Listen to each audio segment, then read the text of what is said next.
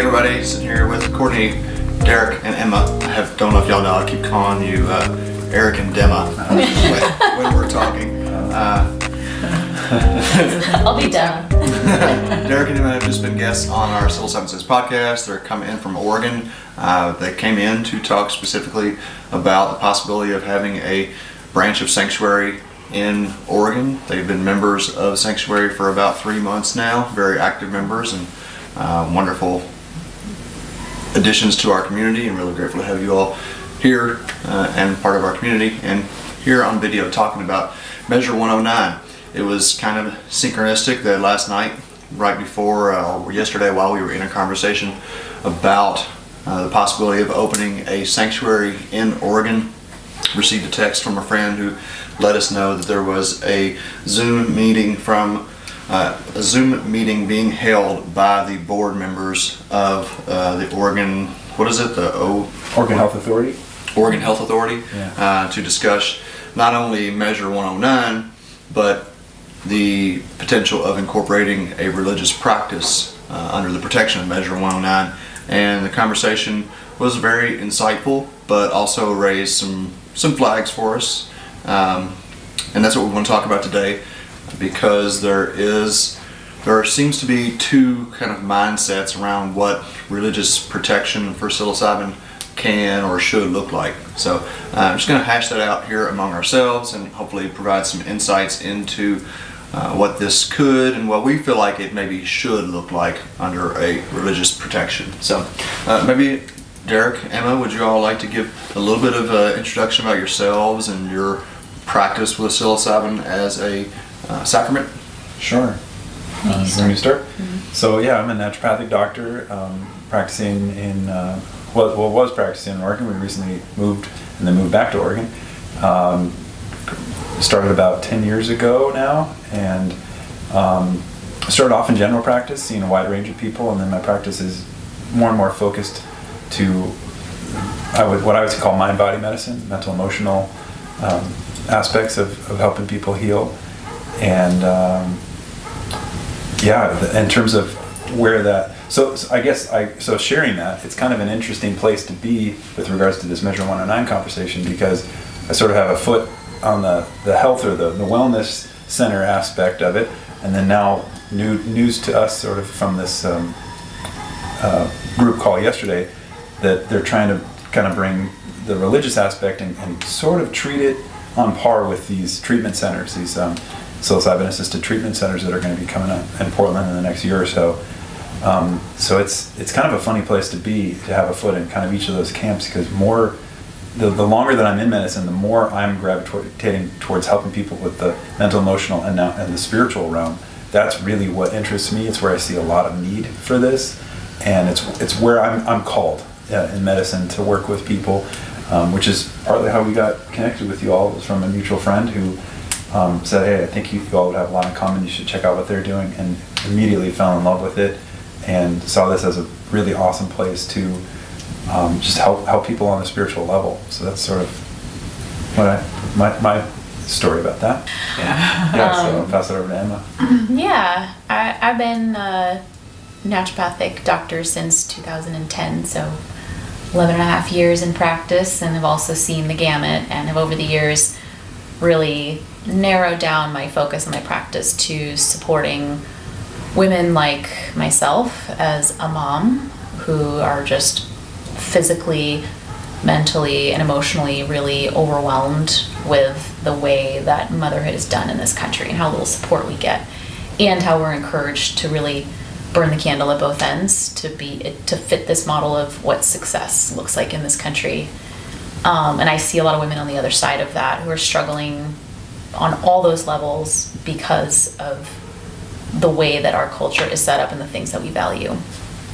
And there have been various experiences, which we talked about in our podcast, I won't go into here, but various experiences that have really pulled me towards wanting to explore and get to understand the spiritual aspects of how did we get here? How did we get to this point where we are encouraging moms to overdo it, to tire themselves out and to sign up for way more than they can handle. And that, to me, more than anything, that's a spiritual dilemma. And there's not a whole lot of room for spirituality in medicine, and that bothers me a lot. And that's been the progression for me, has been really focusing, me personally and my practice, focusing on the physical, and then realizing, okay, the physical isn't going to fulfill all of it. Those people who get physically well wind up right back in my office needing to do everything over again because they're still living life the way they did that got them to that point. They didn't actually change the root of the problem. So I started to move into the mental emotional, learning a lot about coaching, a lot about particular counseling, and it was really helpful for me personally and for my clients, but still there's an aspect missing, and it's the spiritual aspect. But there's specifically an elimination of the spiritual experience in medicine. Like it is kept out. Boxed out, yeah. It is boxed out. And it's like, well, that goes in that box, and that goes in that box. And I do feel like there's a way to bring a lot of it together, but I don't think that we can take spirituality and make it medicine, even though it is in its own way healing. I just don't think it belongs in the medical model. It doesn't fit into that very boxed in idea of the algorithmic way that we do medicine, which is great. That algorithm is amazing in acutes. We need that in a hospital. You need to know that there is a process for treating somebody who's on the brink of death.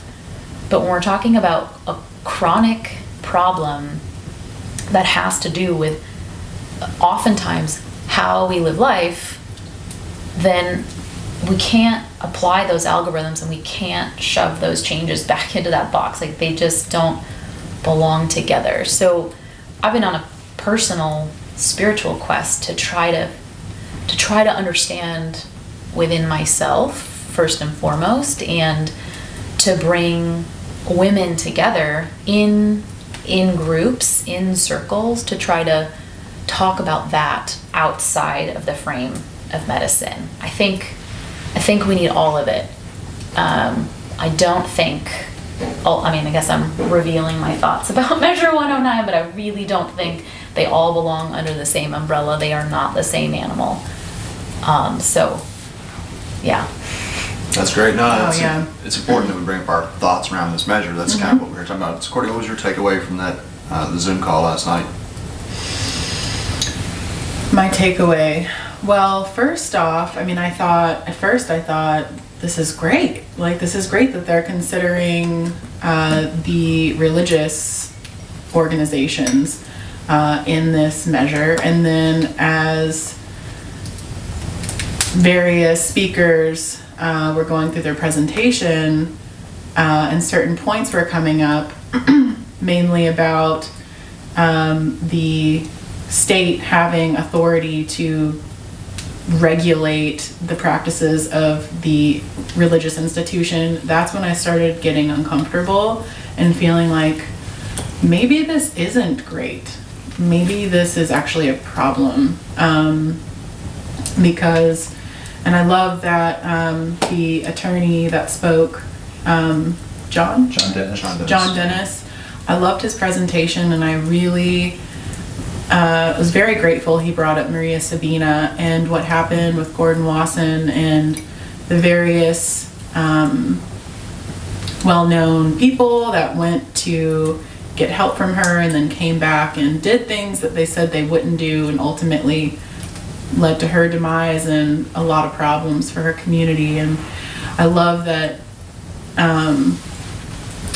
he gave homage to her and really said, like, let's make sure we don't do this again. Like, we have a serious debt here to that community, and let's make sure we make amends. Basically, now is an opportunity to do things in a way that's very respectful and sacred. So yeah, just thinking on that, and like, you know, how can we how can we make sure that in these religious organizations like Sanctuary, which we've spent a lot of time and energy trying to set up operational guidelines that ensure that our members are safe and taken care of and well supported in sacrament services, and I want that for every religious organization. So, at the same time, like, I don't want the state's hands so in our operations that we get away from the sacredness of what we're doing, but I do want people to be safe. So, like, what's the balance here? How can we achieve that? The timer wasn't set, so I need to make sure that we're in time at the time. Well, at least something. So it's 11:53. I think we could, just as a quick aside, I think we have kind of an interesting perspective being in both camps, to speak to how we see it being a detriment to religion to try to clump these things together and regulate them together. Because I've seen the regulation of medicine, for lack of a better word, ruin medicine. I've seen it alter medicine, alter the way doctors treat, makes them treat from a place of fear.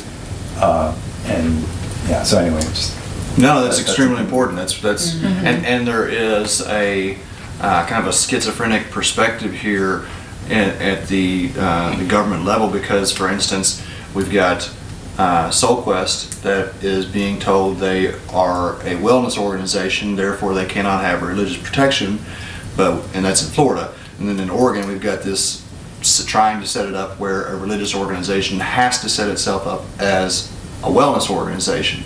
So just to give viewers a bit of a backdrop here, so the federal government has a nationwide RFRA, Religious Freedom Restoration Act, that was put in place by Bill Clinton, I think in 1983, and this was designed... 93, I'm sorry, yeah, Clinton was way later than 83. And this was designed to really ensure that people could practice their religion without the federal government reaching in and regulating their religious practice.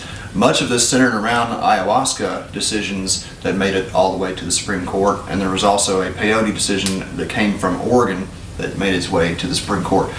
22 states signed their own RFRA amendment since that time, and however many others have not.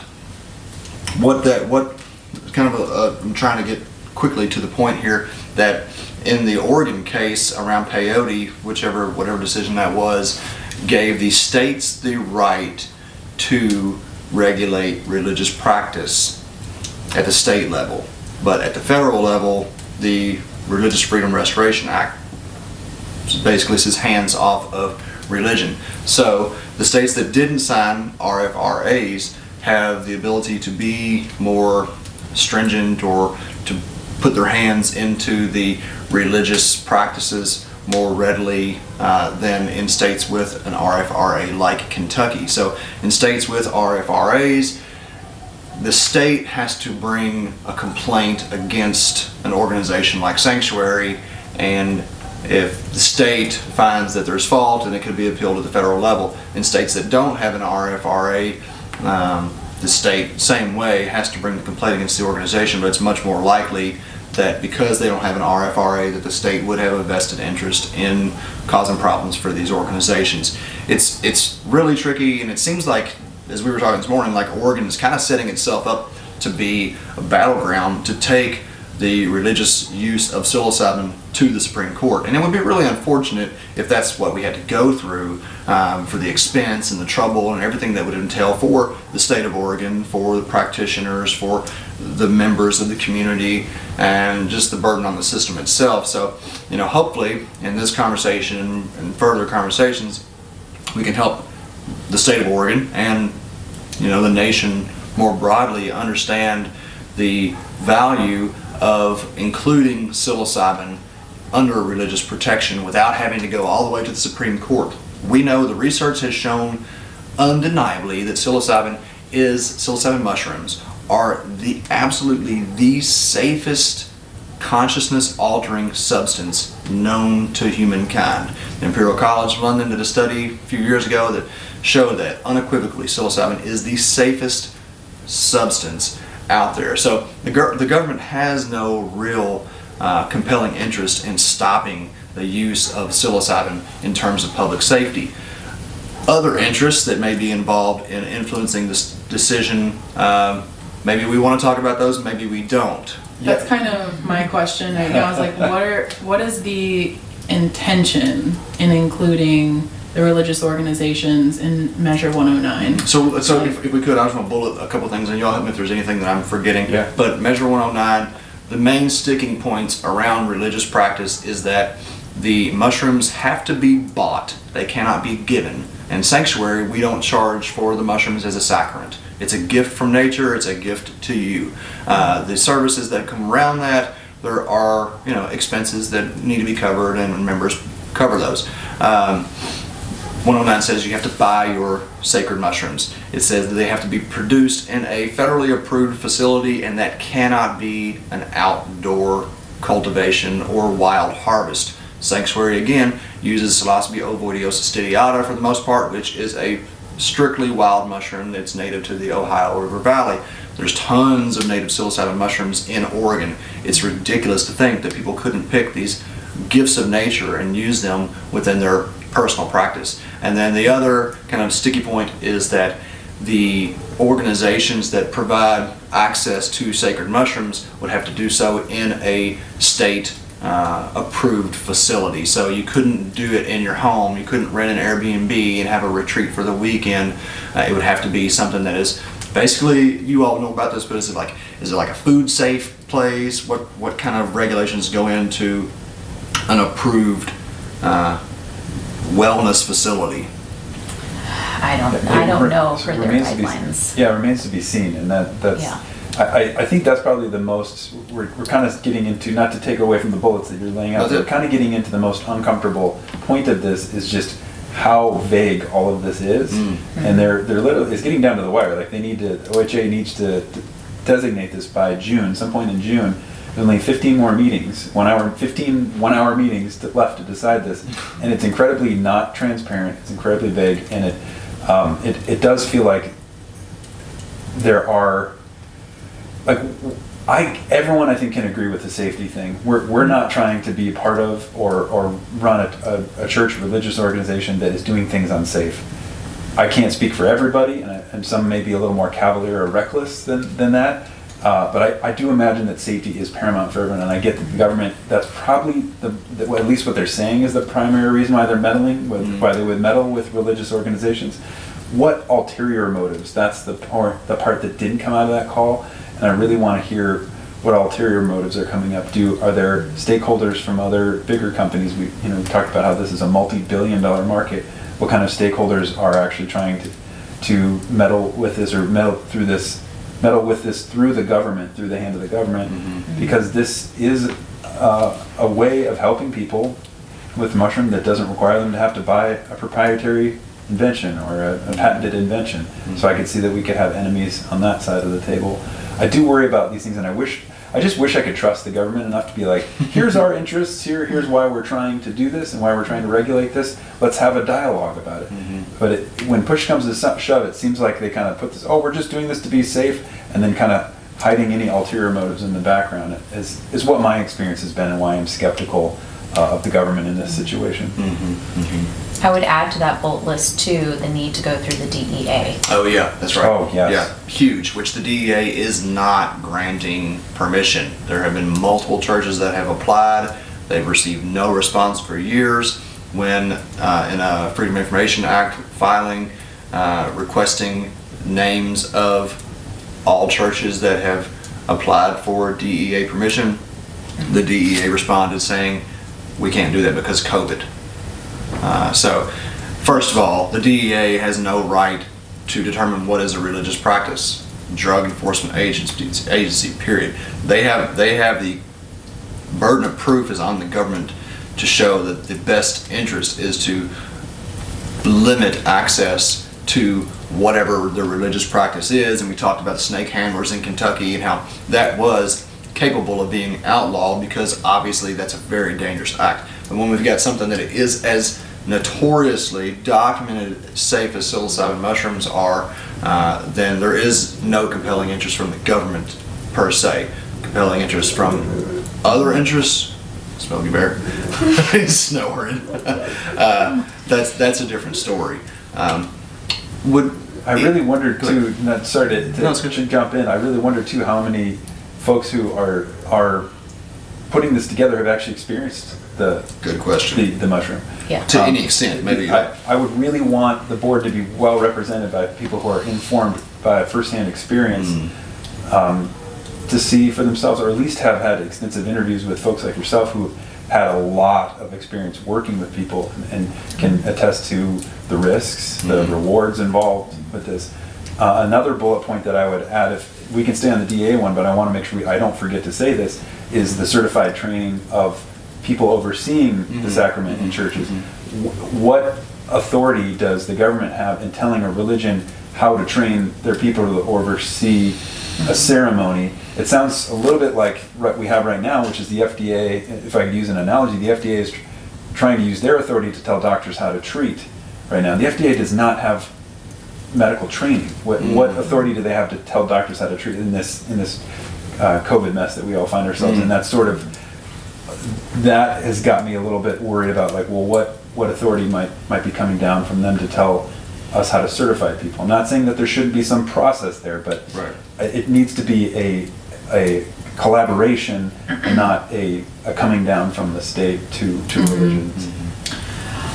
I really like the idea back to like safety and how can we know that sanctuary, like we're doing everything in our power to use all of the experience that we have over supporting over 1,000 people with mushroom experiences thousands of times.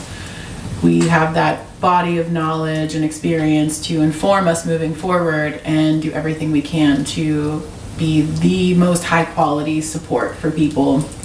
So we know we're doing that. We don't know that other religious organizations that maybe don't have any experience in the mushroom space, that they are as informed and maybe as well intentioned. So I want there to be, I think it'd be great if there was some kind of neutral organization that could serve as like a reporting organization. I don't know how this could work, but if there was like not even like state regulated, but a nonprofit or something like that, where if, say, members of any church were feeling like, wow, that was really dangerous, or like I'm hearing things that are very dangerous about this religious organization, or they experienced something that was very inappropriate, or they weren't taken care of, they could report that to a neutral that gets sticky organization. though. I mean, think about the Catholic Church, right? Yeah. CPS arguably could be called in on the Catholic Church for all the child abuse that has been widely known, and there is still no organization that the Catholic Church has to report to in terms of safety. That is kind of the big question that I have, is why are psychedelic religious organizations being treated differently? And I think it backs up against the question you had around religious discrimination, which is ultimately kind of the underlying elephant in the room, if you will, of this conversation with around Measure 103 in Oregon. All right, so sorry I said Measure 103 there, I meant Measure 109. So the topic of religious discrimination within this context, can we talk about that? And you all, again, the Oregonians, I think, have the most to say. It is a fascinating debacle. I see the government's point. I see their interest in wanting to have a say. I really do, even though I generally default to being skeptical of government's control. What is the way that we allow a religious organization to operate freely and in the way that they see fit, like they are their own entity? What role does the government have to control a religious organization? That's a whole video in and of itself. Well, I think it comes down to the RFRA that was federally recognized that the government has to show a compelling interest in maintaining public safety.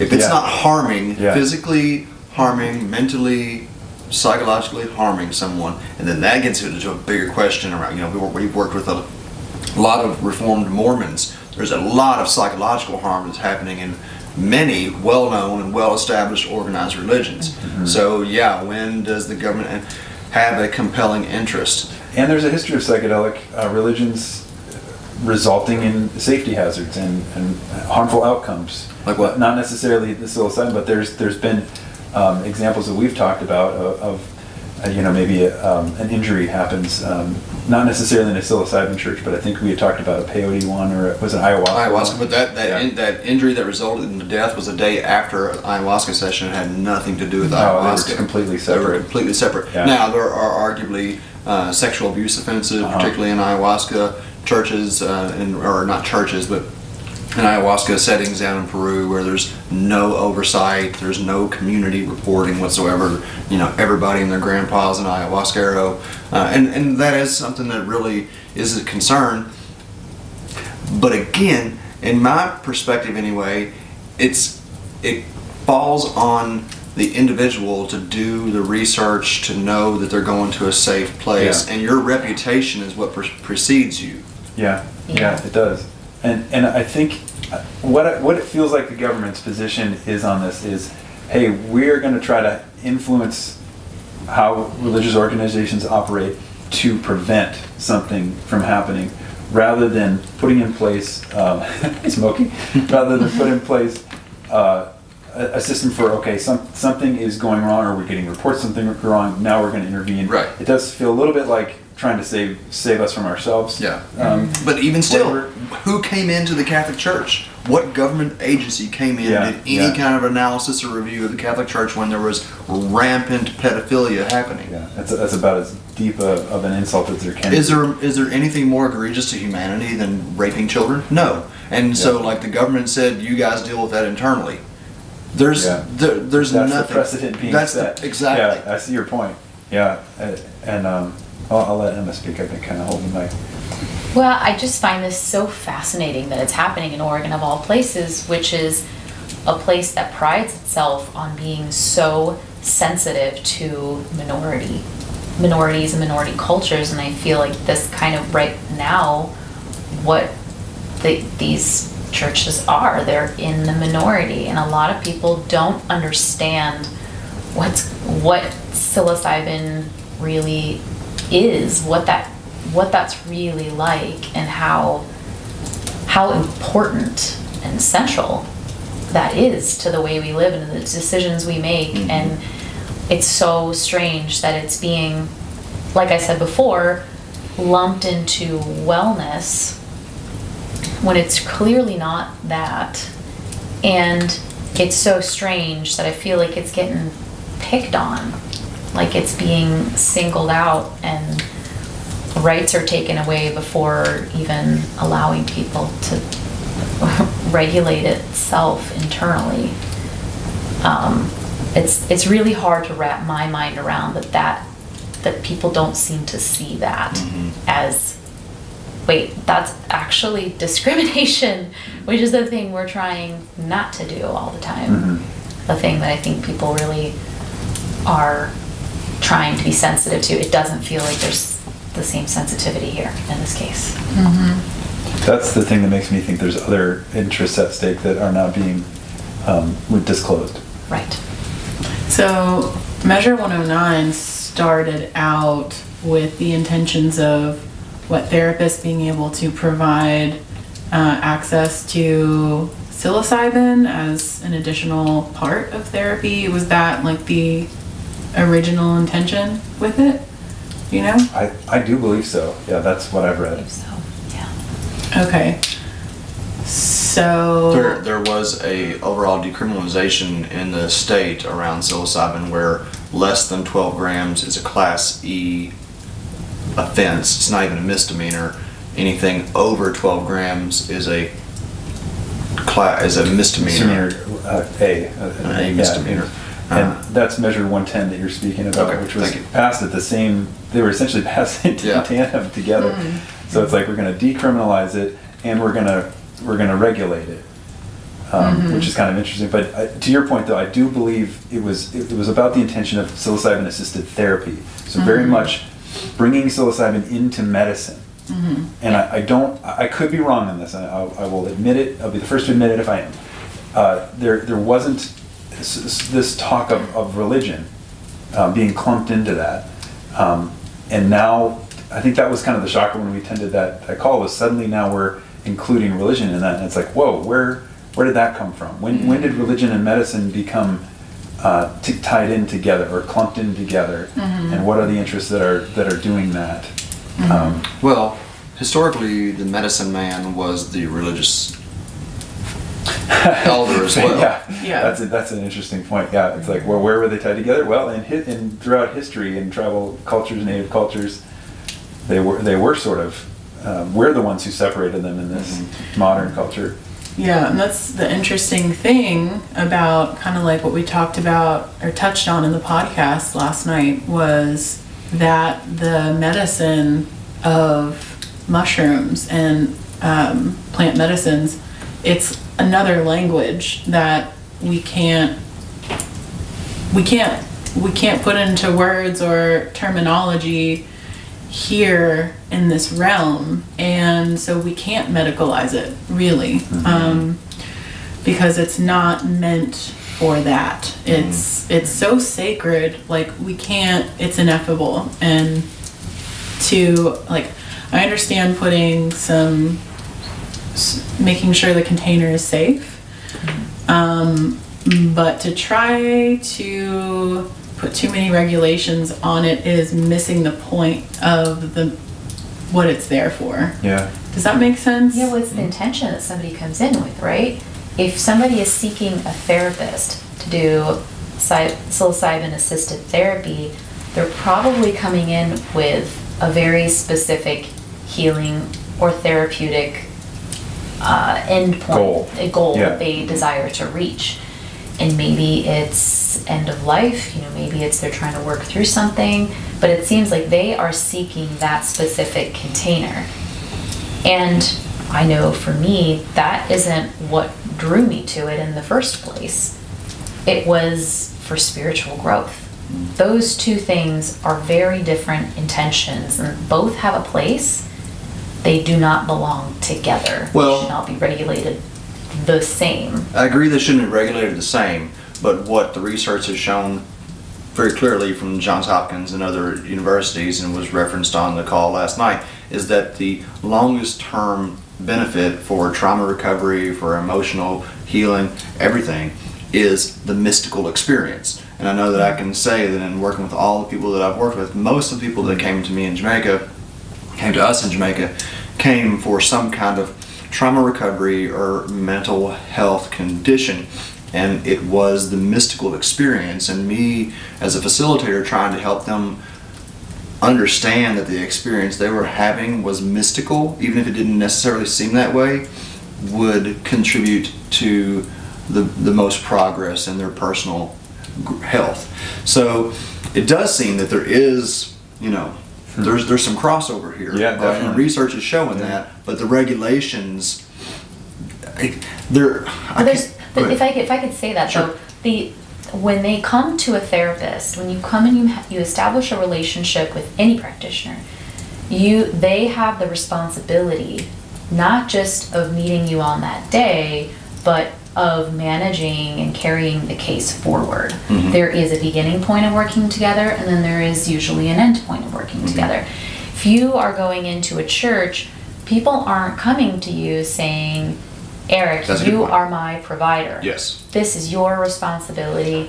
They are coming because they want to do that exploration in a different way, more openly for themselves. With the community. With the community. And you don't get that in this model. And taking away the community aspect, and I think, you're assigning different roles to the people who are holding the space. That's a big difference. And a big difference in terms of you come into the church space and you're you're taking responsibility for yourself at the same time as being watched over and kept safe by facilitators. But those facilitators are not your therapist. That's a very good point. Even though I'm certain that you are in that space and similar things come up in both of those places. The responsibility is entirely different. Yeah, 100%. And therefore the regulatory environment should be entirely different as well. Yes. Yeah. So could you all clarify on the non-negotiables? On the bulleted list was group experience. What were they getting at there? There was something about a group experience. Were they saying it's non-negotiable for there to be a group experience or non-negotiable? I think it was a certain number of facilitators, and that there must be at least one facilitator there that's not dosing. Okay. I don't remember Okay. seeing anything that said absolutely no group experiences. Okay, so that was just maybe the broad topic of the non-negotiables that Maybe. he was going over. Okay. I missed it. No, I think John Dennis did a great job of presenting that, and really appreciate giving the biggest picture he could in a very short amount of time.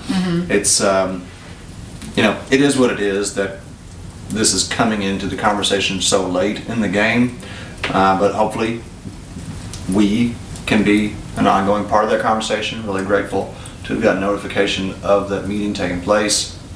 Would love to talk more with folks from the OHA. We've got a ton of experience in the therapeutic environment and the spiritual environment.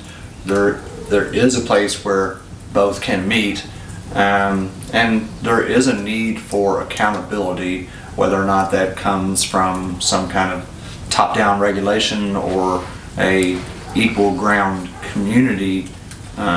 I think is worthy of discussion.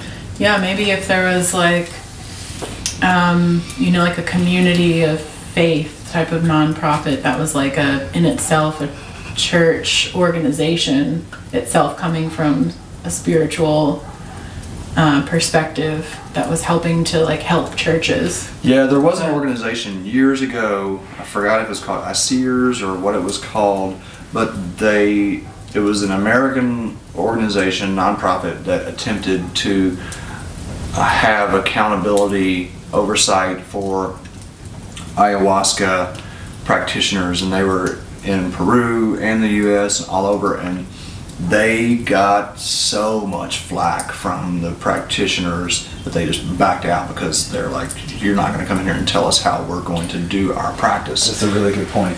That's something that I fear a little bit about this. If the Oregon Health Authority meddles with this too much, they talk about how the great thing about this measure is it brings things from underground up to the surface where they can be safer and open.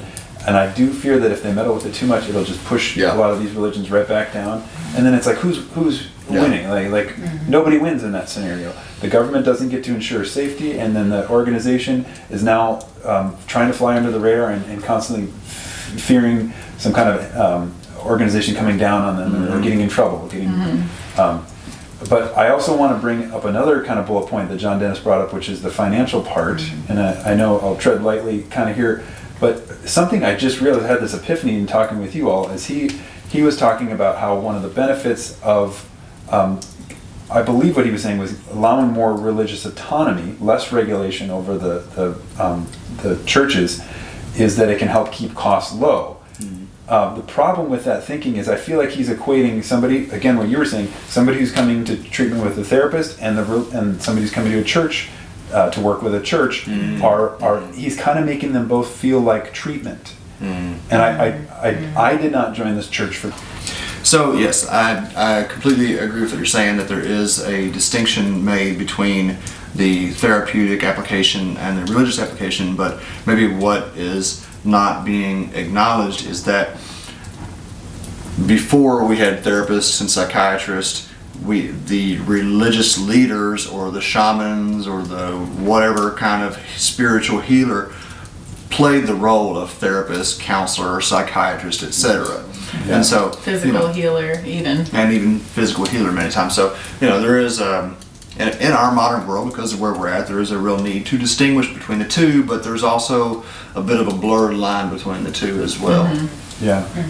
And it does, in the middle of the 1900s, that is where there was kind of a hard line was drawn, and it cut out a chunk of medicine and said, this is going to be over here, we're going to attach science to this, we're going to attach rigorous study, it's going to be part of universities and the medical system, and then all that stuff kind of just got pushed over here, and that was sort of the separation of this. I do see your point, though, of how spirituality and healing was intimately tied together, because sort of the conclusion that we came to as healers was like, we can't really truly help these people if we're not going to these spiritual levels with them. It just wasn't satisfying for us personally as healers. And where I guess I get mixed feelings around what's going on with Measure 109 is that now it feels like the government is going, we're meddling with this, this new faction of medicine, and now we want to kind of go back and meddle with the old too, versus letting it grow organically.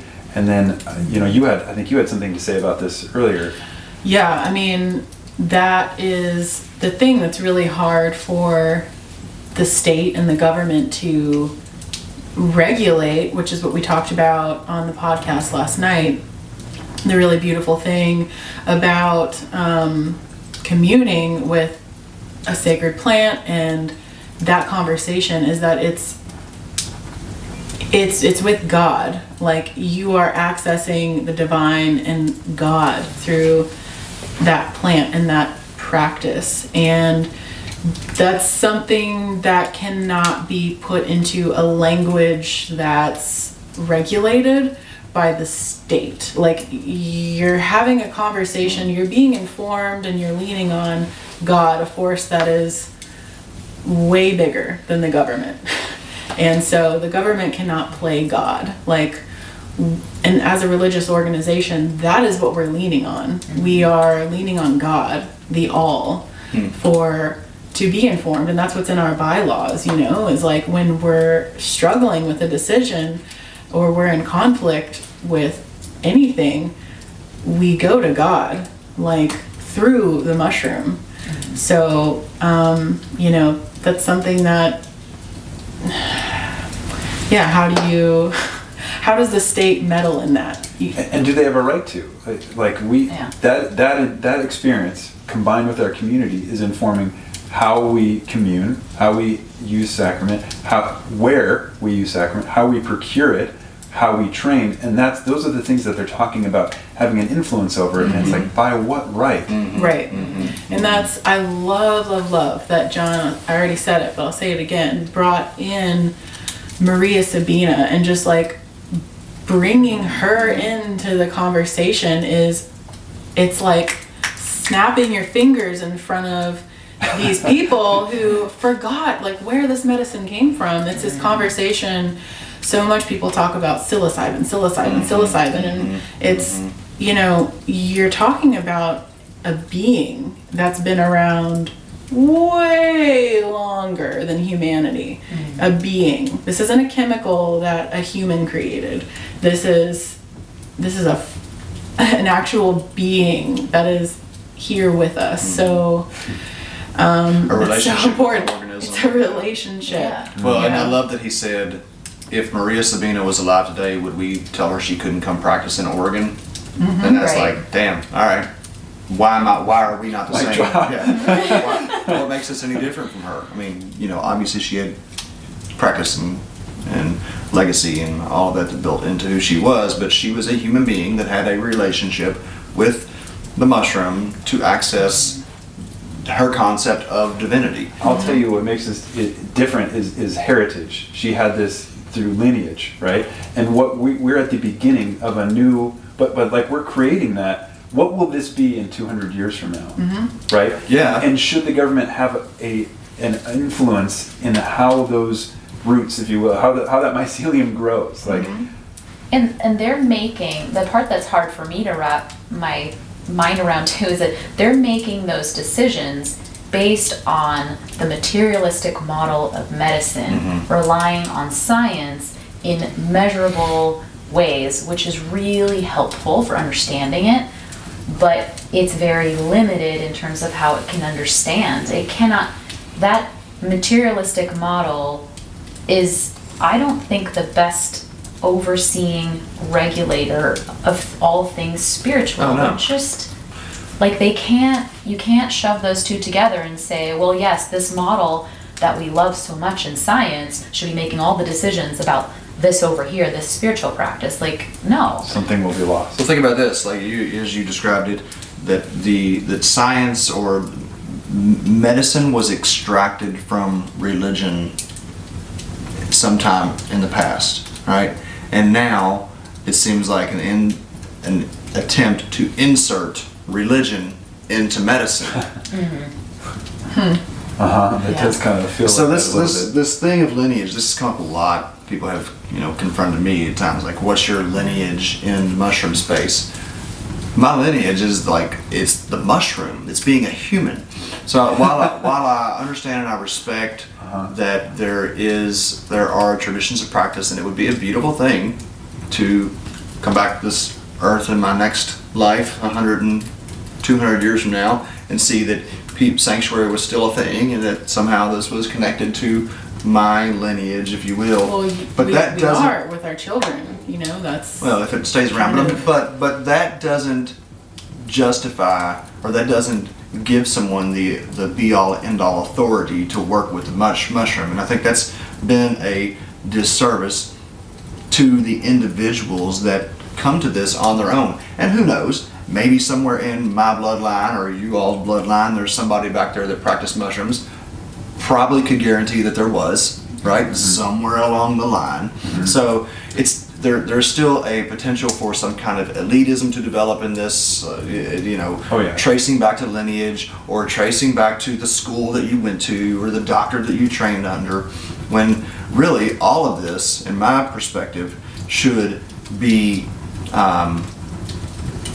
the judgment should be based on the practice of the individual and how they carry themselves and what mark they leave in the world, not based on necessarily who they trained under. And that's good stuff. You learn a lot from good teachers, of course, but you can also be autodidactic and come away with more knowledge than anybody. So it does feel like a logical fallacy of sorts to go, well, you haven't been practicing this as long as somebody like Maria Sabina, so you're not as important, you're less than, right? But it does feel like a little bit of a logical fallacy. Also, I think if you were to go back in her lineage, in that heritage, go back to her great-great-great-grandfather or grandmother who is doing this for 20 years and starting a religion, like a practice of their own, and go to that person, oh, you haven't been doing, then she would never have been, right? So like just because it's new, or just because it's Eric and Courtney's version of this, in Athena, the founders of this church, doesn't make it less than. And I think to do so is not only a logical fallacy, it's a bit discriminatory. Like, religion starts somewhere. Oh yeah, I mean, how many branches of Christianity do we have? And all of them are recognized, right? So this is a form of discrimination that really needs to be addressed, and that needs to be brought into the conversation within the OHA and psychedelic churches as they grow around the country. This is going to be a thing, and as he was already saying, there's so many underground practitioners that are doing it from a religious perspective, and all of that needs to be brought to light. Like you said, like if you really want harm reduction and you want a public accountability, then bringing it to light and allowing people to practice in the open is how we're going to get that. It's a fundamental right.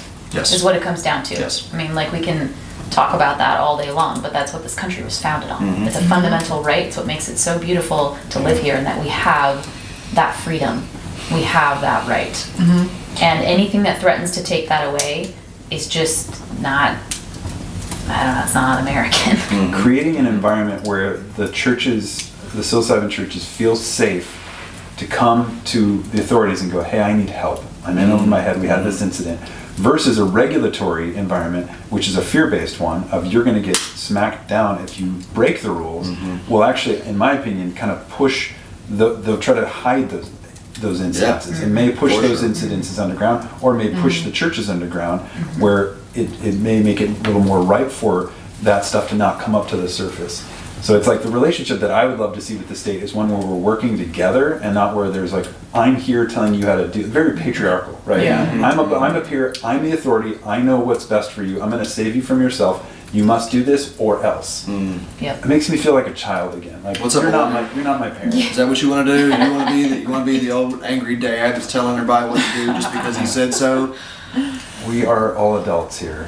Well, it seemed like the OHA members that were present at that meeting, I'm hoping that truly, they said, a couple of them, I'm digesting this. That's basically all they said, which my true and sincere hope is that they are, and that they are not just saying that they're really being very thoughtful about the implications of their decisions. Yeah, they're huge. With this. And I would invite you Yeah. all to come to a ceremony out here in Kentucky, participate in the mushroom if you have not already, because I really feel like it would genuinely inform your ability to write regulations around this. And even join us for a Sunday service on Zoom where Yeah. we just do Yeah. integration. You know, that is a huge harm reduction, and integration was a big part of the conversation. And how do we ensure long-term integration for large groups of people? And we're setting a model for that, and it is extremely important. Yeah, we're on So- our 41st, I think, Okay. Sunday service coming up on Sunday, and they're free, open to the public. You don't have to be a member of Sanctuary. You can just come and be you, and you can stay for 30 minutes for the service and then leave, not really be participatory, just kind of be there and be present, or you can stay for discussion, which is 90 minutes, and participate. But yeah, everyone's welcome. The thoughtfulness and the sincerity with which those services and the discussions were conducted is what got us so interested and involved in Sanctuary. It's really valuable. Well, you know, for anybody that maybe from the OHA that's watching this, or anybody that's interested in Sanctuary or starting their own psilocybin-based church, you know, Courtney and I have a lot of experience in running wellness retreats around psilocybin that were spiritually centered, though they weren't necessarily advertised that way. And we've got a lot of experience in developing and managing a spiritual community centered around psilocybin, and we want to help. We don't necessarily, you know, it's not that we want everybody to be a sanctuary, so to speak. We encourage diversity among community. There are going to be so many different ways to practice, and we just love to help people gain knowledge and skill in how to effectively work with the mushroom and work with the people. The mushroom is one thing. The community that develops out of that, and what we can offer in terms of helping guide those communities to being sincere and intentional.